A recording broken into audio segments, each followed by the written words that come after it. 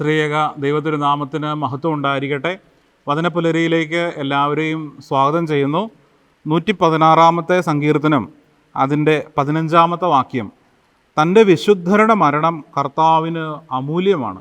സ്നേഹമുള്ളവരെ, നമുക്കറിയാം മോശയ്ക്ക് 120 വയസ്സായപ്പോൾ മോശ മരിച്ചു. അവൻ്റെ കണ്ണു മങ്ങുകയോ ശക്തി ക്ഷയിക്കുകയോ ചെയ്തിട്ടില്ല. കാരണം അവൻ കർത്താവിന് പ്രീതിയുള്ളവനായി, അവൻ കർത്താവ് പറഞ്ഞ വാക്കുകളനുസരിച്ച് അവൻ ഒരു വിശുദ്ധനായി തന്നെ ജീവിച്ചു. അതുകൊണ്ടാണ് അവൻ്റെ കണ്ണു മങ്ങുകയോ ശക്തി ക്ഷയിക്കുകയോ ചെയ്യാത്തത്.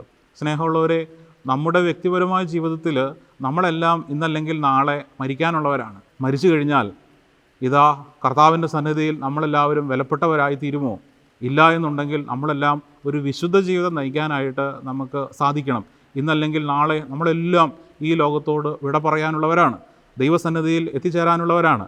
അപ്പോൾ ഓരോ വിശുദ്ധരും ഓരോ വിശുദ്ധകളും ഈ ലോകത്തിൽ എങ്ങനെ ജീവിച്ച് മരിച്ചുവോ, അതെങ്ങനെ സ്വർഗം സന്തോഷിച്ചുവോ, അതുപോലെ നമ്മളുടെ ജീവിതത്തെ പ്രതിയും സ്വർഗം സന്തോഷിക്കാനായിട്ട് ഇടവരണം എന്നുള്ള കാര്യം ഒത്തിരി സന്തോഷത്തോടെ ഒത്തിരി സ്നേഹത്തോടെ നിങ്ങളെ അറിയിക്കുന്നു.